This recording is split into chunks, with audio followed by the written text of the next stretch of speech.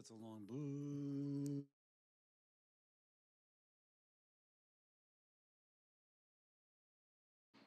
The Senate Committee on Health, Education, Labor, and Pensions will please come to order. This year, President Trump and Republicans delivered historic reforms to fix higher ed, ending inflationary loan programs, increasing Americans' access to educational opportunities. Now we must address the lack of transparency exacerbating a broken system. College is one of the largest financial investments many Americans make, but students have little information to inform decisions. You don't buy a car without comparing prices, quality, and financing options. The same is true for buying a home. Why can we not do this for higher ed? If a student wants to study engineering at College A, they should know their likelihood of graduating and the average income of graduates compared to College B. Families deserve to know what they're paying for and whether that investment pays off. Policymakers on both sides, Democrat, Republican, agree on the problems, and I'm pleased to say there are bipartisan solutions to address.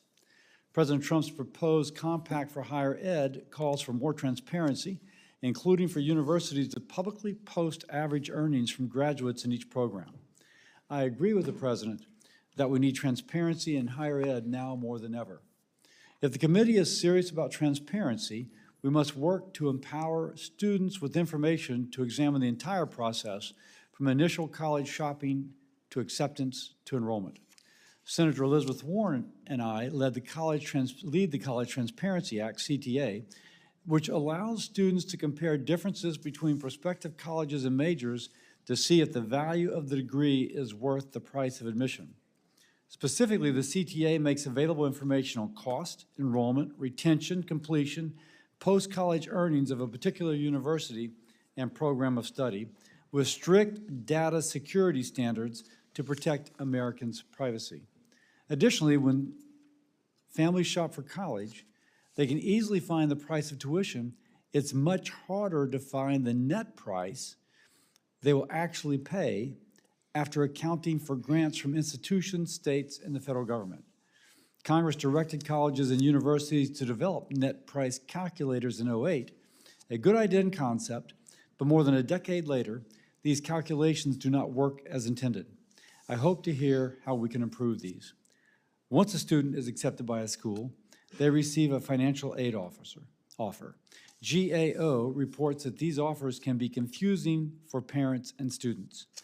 Senators Tuberville, Hassan, Grassley, and Smith have bipartisan and bicameral proposals to fix this. Students will be able to compare one aid offer to another aid offer and make the best decision.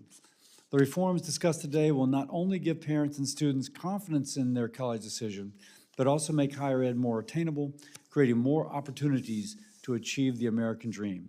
And with that, I recognize Senator Kaine.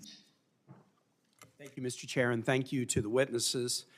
Before any young person signs their name on a student loan, they should know exactly what they're getting into, and every student and every family should understand the full cost of college before they take out even a single dollar in debt. And Mr. Chair, I agree with you that students and families need clear information. I'm a co-sponsor of the College Transparency Act that you mentioned. But just making the information more transparent doesn't really get at the real problem. The reality is that college just costs too much. Students today are struggling to meet their basic needs. Everyday expenses like housing, childcare, food, healthcare continue to rise while the power of programs such as Pell Grant have gone down. Students shouldn't have to worry about where their next meal is coming from, but 3 in 5 college students struggle to meet basic needs such as food and housing. The higher ed system just isn't working for everybody anymore. For working families, the dream of just slipping farther and farther out of reach. The average cost of attendance for a full-time student living on campus is nearly $27,000 a year at a public university and $59,000 a year at a private university. Meanwhile, the maximum Pell Grant used to cover more than 75% of public college costs, yet today the maximum Pell Grant only covers a quarter of necessary college costs, the lowest level in history. It doesn't have to be that way. We can invest in students' basic needs through programs like Pell, through programs like SNAP, but unfortunately we're going the wrong direction. Since taking office, the Trump administration has slashed more than $6 billion in federal funding from over 600 universities across all 50 states, including in Virginia. The funding is used to support life-saving research, provide student aid, and supply other essential services. The president has decimated the Department of Education. The reconciliation bill that was passed last summer didn't make changes to help students afford college costs. Instead, it cut more than $300 billion from higher ed to pay for tax breaks for the wealthy. This bill will increase student loan payments for a typical college graduate on average by about $4,000 a year. It rolled back protections for students defrauded by predatory schools, making it even harder for folks to apply for financial aid. What's more, rather than making college more affordable, the bill places artificial limits on what students and parents can borrow in federal student loans to pay for graduate programs such as nursing, medical school, and mental health programs. We're going to hear today about the importance of value and return on investment in higher education, and we should.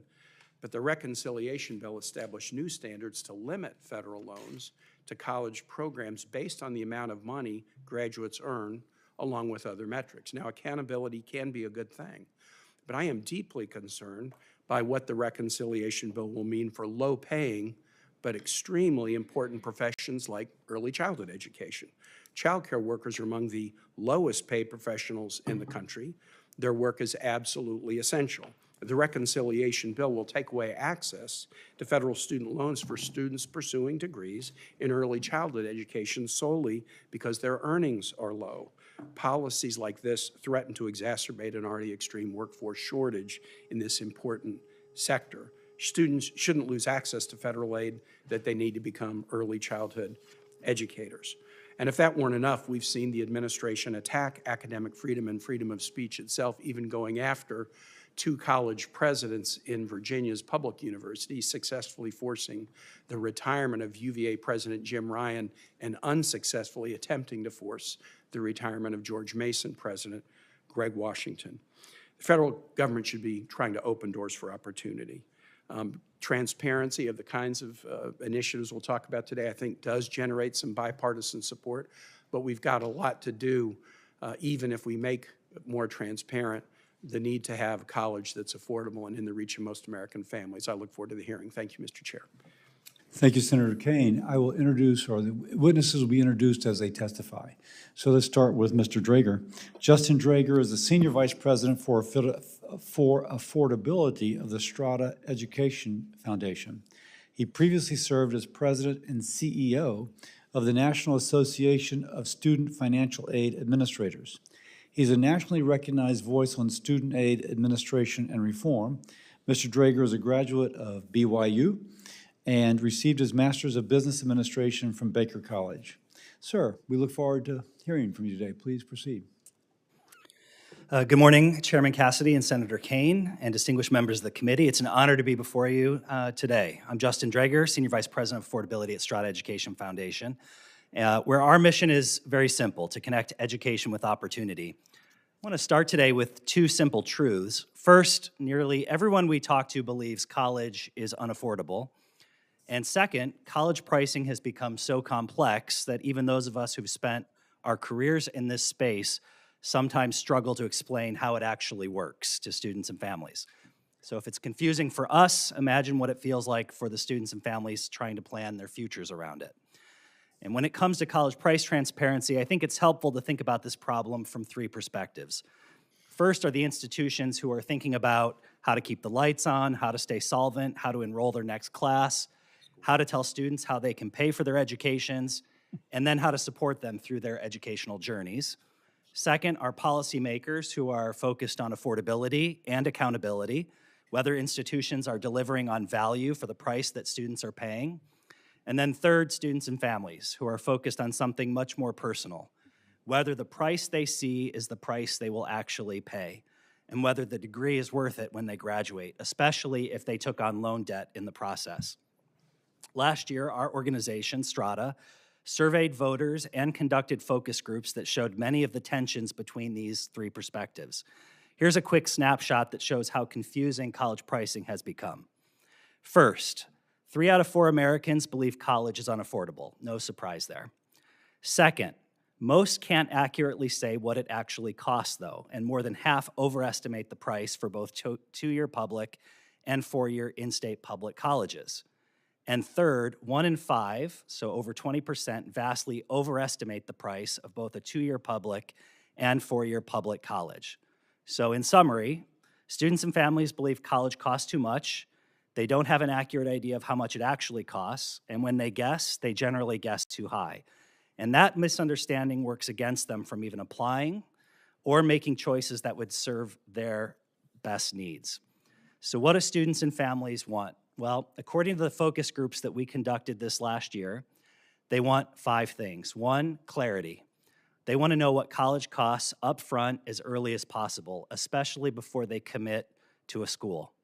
2, they want simplicity and consistency with the ability to compare costs across schools, and they want it using plain language terms and formats. 3, they want predictability with reasonable assurances about what their education will cost in future years. 4th, they want transparency about the value of their degree or credential so that when they graduate, they'll have a reasonable assurance about the return on their investment. And that all leads to number 5, trust. They want to believe that when they see a price, and that's whether it's in marketing material or financial aid offers or eventually a tuition bill, they can count on that number as presented. Now, colleges and universities, despite their best efforts and real intentions, which I think are good, sometimes make that trust hard to earn. Institutional practices that make perfect sense on paper from a budget or enrollment standpoint can still cut against the very things that students are asking for: clarity, consistency, predictability, and transparency. And students, for their part, they're not asking for a perfect system. They just want one that they can trust. And the good news is that this committee, bipartisanly, has an opportunity for real progress on 4 ideas that have already been taken up. 1, provide clarity on financial aid offers. Congress can require minimal components on aid offers with standardized terms and definitions.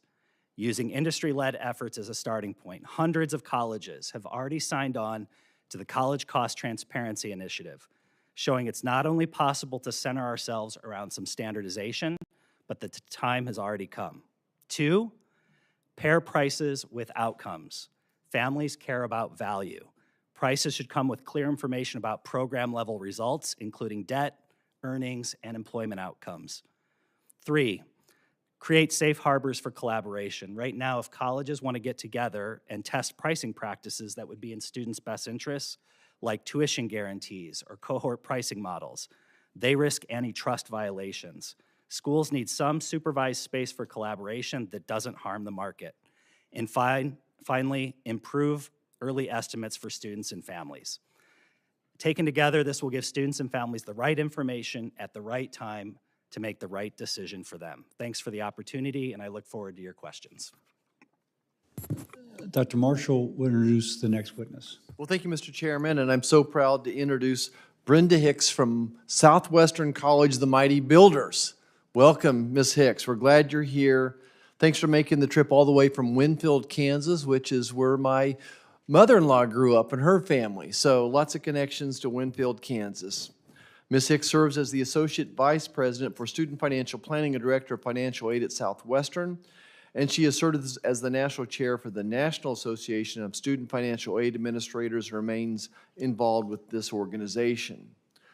When you walk on a Southwestern campus, you meet students who are first-generation students, student athletes, and young parents working to build a better life.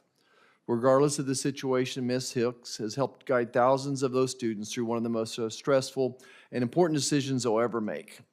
With her on-the-ground experience running a financial aid office, Ms. Hicks' perspective will bring light to what students are seeing and dealing with each year as they make one of the most important decisions of their lives.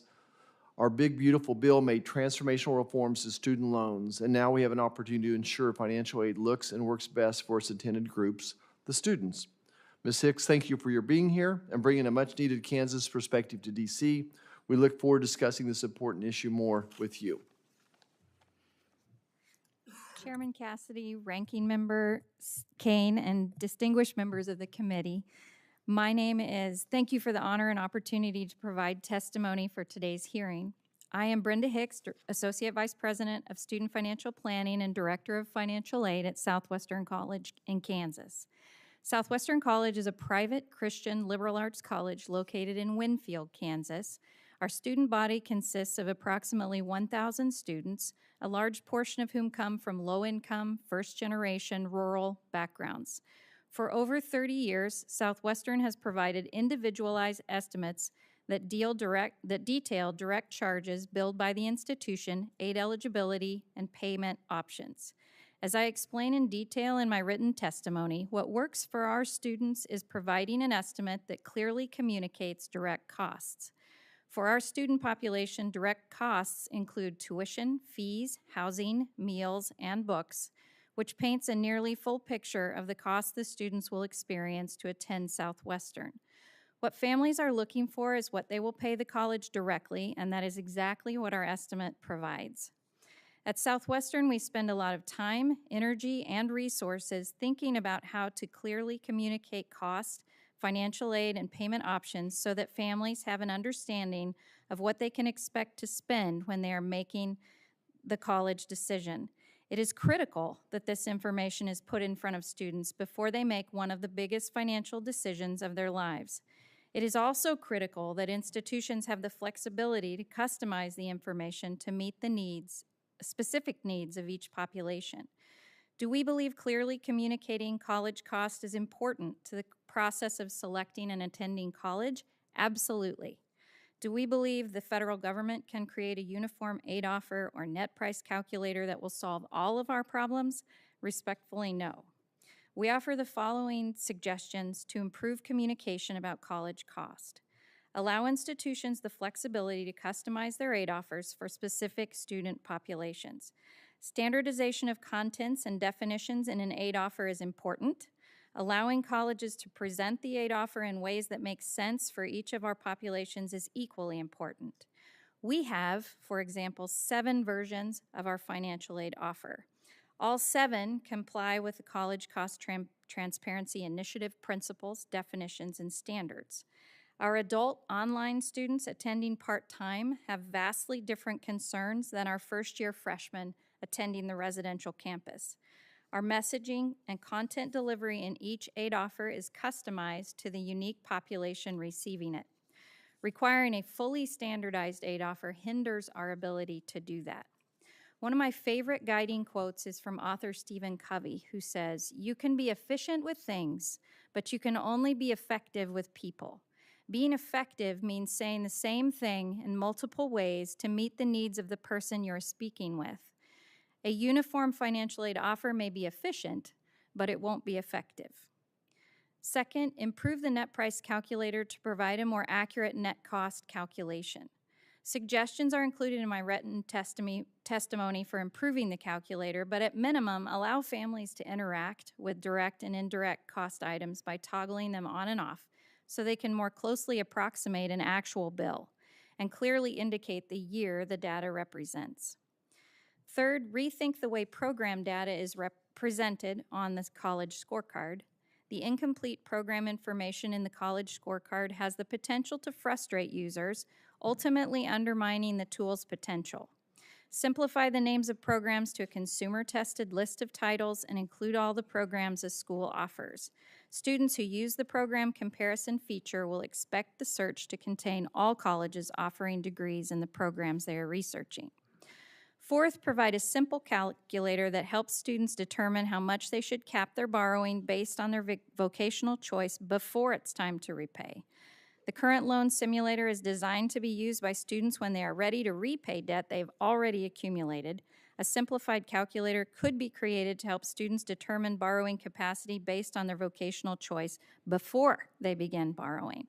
People who borrow student loans deserve some way to predict what their borrowing limits should be based on their vocational plans. The Southwestern College Financial Aid Team's customer service goal is to achieve personalized and timely service to students as they complete the financial aid process and increase their awareness of financial literacy, assisting students in discovering and calculating the cost of attending Southwestern, as well as helping them understand how well their choices mesh with their vocational plans, is something we think about nearly every team meeting. I'm honored to be asked to share my perspective on this topic with you. Thank you for including a member of the financial aid profession as you consider policy solutions to better support students and families. I look forward to answering questions. Our next witness is Dr. Preston Cooper. He is a senior fellow at the American Enterprise Institute, or AEI. Before joining AEI, Dr. Cooper was a research fellow at the Foundation for Research on Equal Opportunity. His research and commentary have appeared in publications such as the Wall Street Journal, Forbes, and The Hill. He's a graduate of Swarthmore College and received his doctorate in economics from George Mason. Thank you, sir, for being with us. Thank you, Chairman Cassidy. Good morning, Chairman Cassidy, Senator Kane, and distinguished members of the committee. Thank you for the opportunity to speak today on improving price transparency in higher education. My name is Preston Cooper, and I'm a senior fellow at the American Enterprise Institute, where I study the economics of higher education. My comments today are my own. It's no secret that college costs too much, but what's less understood is that college prices are deeply opaque.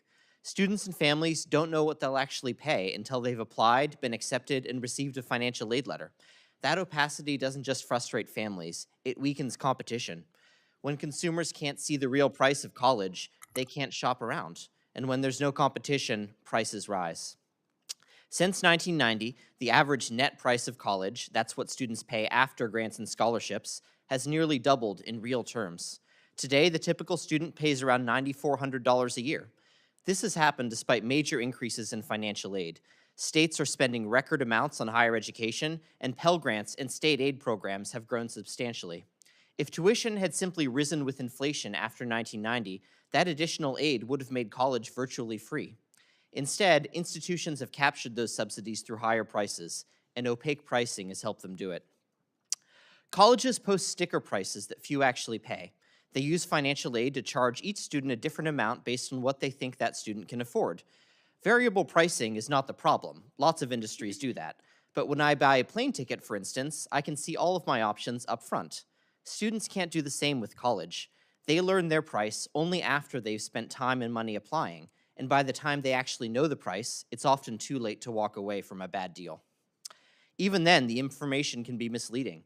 A Government Accountability Office report found that 91% of colleges failed to provide an accurate net price on their financial aid offers. Some labeled loans as aid without even using the word loan. It's no wonder that many students underestimate how much they're borrowing, or sometimes don't even realize they've borrowed at all. Financial aid offers usually only cover the first year, and once students are enrolled, colleges often raise the price. Upperclassmen pay thousands of dollars more per year than they did as freshmen. The system is stacked against transparency. You might ask, don't we already have net price calculators? We do, but these tools are confusing, outdated, and often wildly inaccurate. Some require students to report pages upon pages of financial data. Others only estimate price ranges that can vary by $20,000 or more, and none are binding. There are clear ways to fix this. Congress can support the Financial Value Transparency Initiative at the Department of Education, as well as the College Transparency Act, to collect better student-level data on net prices. Congress can also require colleges to use standardized financial aid offers, simple, clear, and uniform, showing grants and loans separately.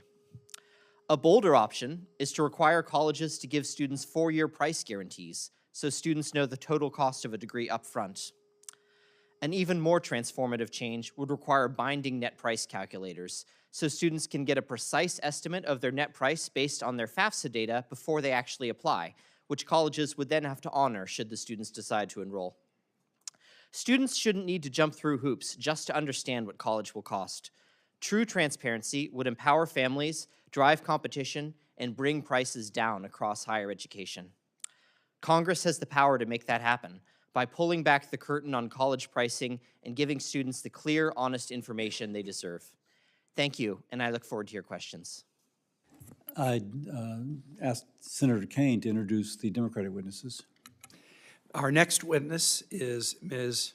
Angela O'Neill, who is the Chief Executive Officer of Detroit Promise, a program that provides last dollar college scholarships to Detroit students. Since 2013, the Detroit Promise program has provided tuition assistance to over 8,000 college students. Ms. O'Neill is a proud first-generation college graduate. She's previously held leadership roles at the Institute for College Access and Success, the Detroit College Access Network, American University, and the University of Michigan. Ms. O'Neill, we're glad to have you today. Thank you. Hello, Chairman Cassidy, Ranking Member Kane, and distinguished committee members. It's an honor to be here today. My name is Angela O'Donnell. I'm the Chief Executive Officer for the Detroit Promise Zone Authority, which is an independent organization established by the state legislature to govern, to oversee, and to fund the Detroit Promise program in partnership with the Detroit Regional Chamber.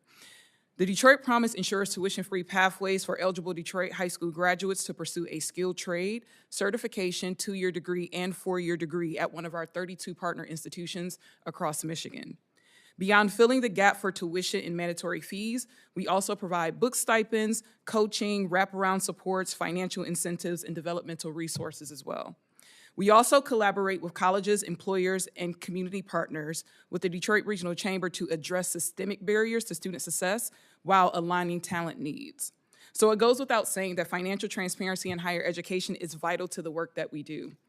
But I would be remiss not to emphasize the true barrier for many, if not most students, is affordability. Transparency helps families make the informed decision, but what is the value of transparency if I can't afford it? I say this not only as leading a Promise program, but also as a former financial aid administrator, spending nearly a decade helping thousands of families, and as well as my personal lived experience. I come from poverty. I was raised in a blue-collar household where hard work and trade was a non-negotiable. I went to school for cosmetology and CTE. I graduated salutatorian of my class and earned many college scholarships as early as the 9th grade. But even with the tons of scholarship, including a full tuition scholarship and full Pell, my greatest challenge was affordability. I worked 3 part-time jobs as a student while navigating housing, food, and family challenges, yet remained a full-time, high-achieving pre-law student. The expectation to juggle everything is just unrealistic. Even for me as a high scholar, let alone my peers that didn't have the same tools or agency that I had. After graduation, I changed the trajectory of my career to ensure that students who come after me don't have to endure the same hardships that I did. That was nearly 20 years ago. And today, the cost of living has nearly tripled, so I can only imagine what students are enduring today. And the Pell Grant has barely grown in that time period. For many students, the math just doesn't add up. The true cost is the full cost of attendance, not just tuition and fees. And that includes housing, food, transportation, healthcare, technology, and for our student parents, also the childcare elements as well. All of which continues to rise faster than the resources that are made available to them, including the limited earning potential that they have with a high school diploma in terms of employment. Hence why I had to work 3 jobs, because it just simply wasn't enough. This is why we have to link financial transparency reforms with real investments. Investments that improve affordability and strengthen wraparound supports. The two go hand in hand. One doesn't work without the other. Transparency without affordability gives family information that they can't do anything with, and affordability without transparency creates gaps that leads to confusion and missteps for students and families. Our national trajectory demands that we treat higher education as an essential infrastructure. Like how we made high school universal during the growing industrial economy period, which strengthened the middle class and fueled our economy, we must do the same as we transition to a knowledge-based and technology-based economy. When more people have access to education, communities grow stronger. Reliance on public assistance, poverty, crime, unemployment all declines, while overall health, civic participation, and local economies improve.